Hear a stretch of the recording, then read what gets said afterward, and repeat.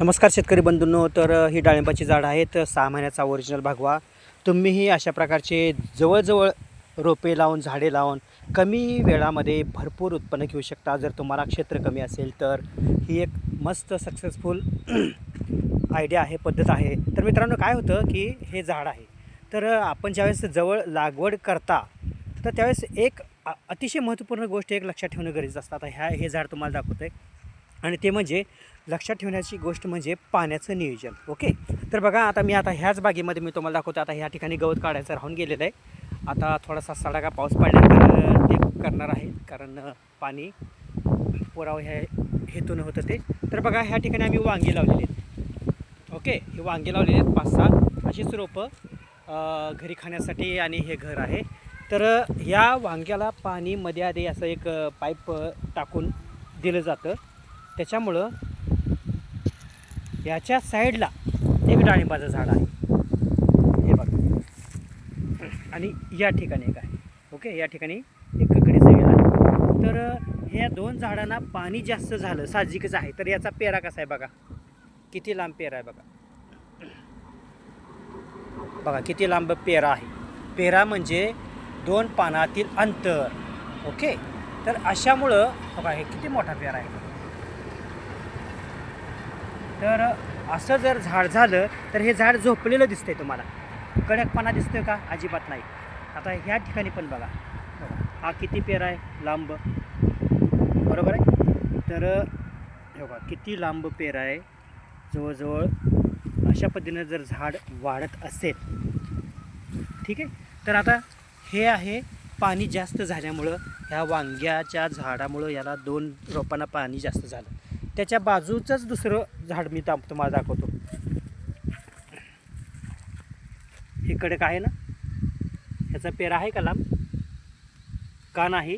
बाकीच्या सगळ्या रोपांना अतिशय कमी पाणी देऊन बघा, तर अतिशय कमी पाणी देऊन वाढवलेलं आहे. त्यामुळं तुम्हाला कुठल्याही झाडाचा पेरा जास्त दिसणार नाही.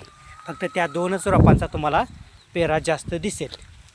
हे बघा, हे डार्क ग्रीन झाड आहेत, सगळी डार्क ग्रीन झाड आहेत.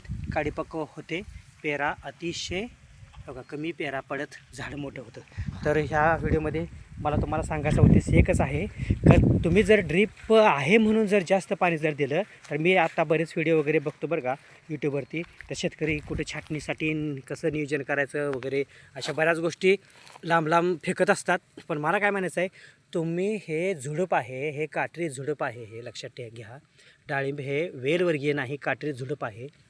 आणि त्याला जर जास्त पाणी दिलं आणि असे जर फोकारे आणि असे जर पेरा पडत पडत जर झाड मोठं झालं, तर 100% तुम्हाला 3-3 महिन्याला छाटणी करावी लागणार आहे, आणि हे सगळं वेस्ट जाणार आहे, लक्षात घ्या. म्हणून जर तुम्ही 70% 65% भाग जर तुम्ही छाटत असाल आणि तुमचं झाड जर 12 आणि 18 महिने जर घेत असेल तयार व्हायला, तर सगळ्यात जे 99% पालक जे चूक करतात मित्रांनो, ती चूक तुम्ही करू नका. म्हणून हा व्हिडिओ तुम्हाला आवर्जून दाखवला आहे. आणि ते 2 झाडं नेमकी आपल्याला त्या वांग्याच्या झाडांमुळं मला दाखवता आली तुम्हाला, की झाडाचा पेरा जास्त जर पडला तर झाड हे लवकर पक्व होत नाही मित्रांनो, झोपतं खाली. हे बुश आहे, बुश म्हणजे झुडूप म्हणतात त्याला.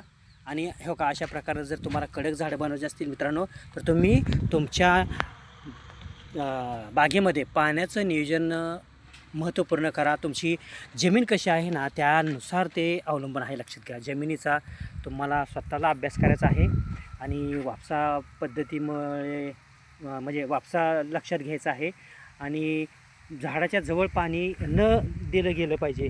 तर अशा काही गोष्टी आहेत. पुढच्या व्हिडिओमध्ये अजून मी डिटेल्समध्ये सांगणार आहे. तर या व्हिडिओमध्ये सांगायचा उद्देश हा होता प्रत्यक्षात, की जास्त पाणी दिल्यामुळं झाड हे लवकर बनत नाही, पळतं झाड, झोपतं, आणि त्याला मग तुम्हाला गर्दी वगैरे सारखी काढत बसावं लागतं. ते कामच छाटण्या, हे करा, ते करा, ते करा. आणि फार ते असं काहीजण तर इतकं व्हिडिओ असे बनवतात की जेणेकरून असं वाटतं की हे सगळे एक्सपर्टच आहेत म्हणून. पण ज्यावेळेस ना 90% 100मध्ये 90% माणसं चूक करत असतील ना, एखादी गोष्ट चुकीची करत असेल ना, तर ते 10% लोकच मूर्खात निघतात, असाच पार्ट होतो मित्रांनो.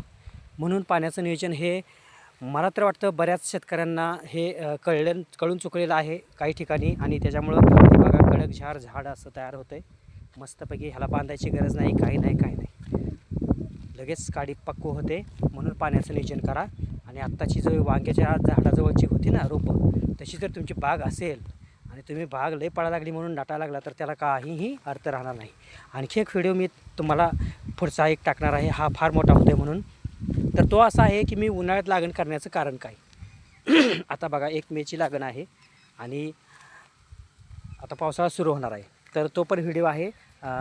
कुठल्या महिन्यात लागण करायला पाहिजे होती किंवा करणं चांगलं असतं, बघूयात आपण पुढच्या व्हिडिओमध्ये. धन्यवाद. चॅनलला सबस्क्राईब केलं नसेल तर करा आणि पुढच्या व्हिडिओसाठी तयार राहा आणि अभ्यास करा की नक्की काय सांगितलं गेलं आहे आणि आपण काय करायला पाहिजे आणि ह्याच्यामध्ये काय सायंटिफिक आहे का, शास्त्रीय काय दृष्टिकोन आहे बघा. हे झुडूप आहे, बुश म्हणतात याला. ठीक आहे, पुढचा व्हिडिओ बघूयात आपण. धन्यवाद.